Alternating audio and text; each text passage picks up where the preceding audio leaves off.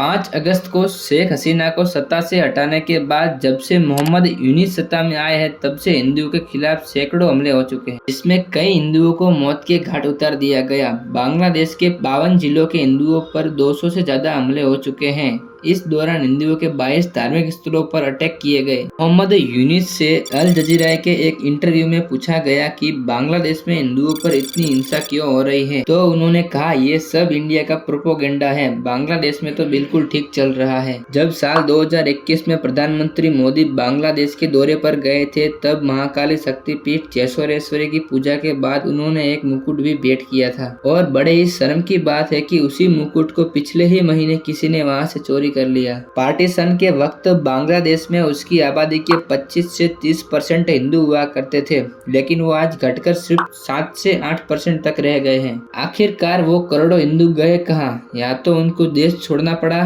अथवा धर्म परिवर्तन करवाया गया या तो मार दिया गया। अगर बाकी बची हिंदू आबादी अफगानिस्तान और पाकिस्तान की तरह खत्म ना हो जाए, इसीलिए भारत सरकार को कड़े एक्शन लेने चाहिए। बांग्लादेश के minority group Bangladesh Hindu Buddhist Christian unity council के अनुसार अगस्त से अब तक 2000 से ज्यादा हमले माइनॉरिटी पर हो चुके हैं। 25 नवंबर को चिन्मय दास ढाका से चित्तगोंग जा रहे थे, तब एयरपोर्ट पर पुलिस ने उनको हिरासत में ले लिया और उसका कारण सिर्फ उनकी रैली में बांग्लादेश के झंडे के ऊपर भगवा झंडा लगाए जाने का दावा किसी ने किया था। चिन्मय कृष्णदास बांग्लादेश इस्कॉन के पूर्व लीडर थे, जो सिर्फ बांग्लादेश में हिंदुओं के खिलाफ हो रही हिंसा को रोकने के लिए आवाज उठा रहे थे। फिर बांग्लादेश की हाईकोर्ट में इस्कॉन को बैन करने के लिए पेटिशन रजिस्टर हुई और कहा कि इस्कॉन एक धार्मिक कट्टरपंथी संगठन है। वहीं इस्कॉन, जिनके पूरी दुनिया में 850 से ज्यादा मंदिर हैं, जो 6 महाद्वीपों में मौजूद हैं, जो हर दिन 20 लाख से ज्यादा बच्चों को अलग अलग प्रोग्रामों से खाना खिलाता है और योगा, मेडिटेशन, अहिंसा जैसे अच्छी बातें दुनिया भर में पहुंचाता है। पूरी दुनिया इस्कॉन को श्रेष्ठ विचारों के रूप में मानती है, लेकिन बांग्लादेश सरकार इस्कॉन को एक धार्मिक कट्टरपंथी संगठन मानती है। भारत पाकिस्तान का पार्टीशन 1947 में हुआ था, तब बांग्लादेश एग्जिस्ट ही नहीं करता था। वो तो भारत ने 1971 में पाकिस्तान से युद्ध किया और बांग्लादेश को आजाद करवाया था। बांग्लादेश चारों तरफ से भारत से घिरा हुआ है, फिर भी वो हिंदुओं पर इस तरह का अत्याचार कैसे कर सकता है? भारत सरकार को आर्मी से या तो व्यापार से कुछ भी करके इसे कंट्रोल में करना चाहिए। बांग्लादेश पूरी तरह से भारत पर निर्भर है। बांग्लादेश से हर साल 3 से 4 लाख मरीज इलाज के लिए भारत आते हैं और उसकी मेडिसिन की जरूरत का 30% भारत से सप्लाई होता है। बांग्लादेश की इकोनॉमी में सबसे बड़ा भागीदार वहाँ की टेक्सटाइल इंडस्ट्री का है और भारत ने पिछले साल बांग्लादेश को $2.18 बिलियन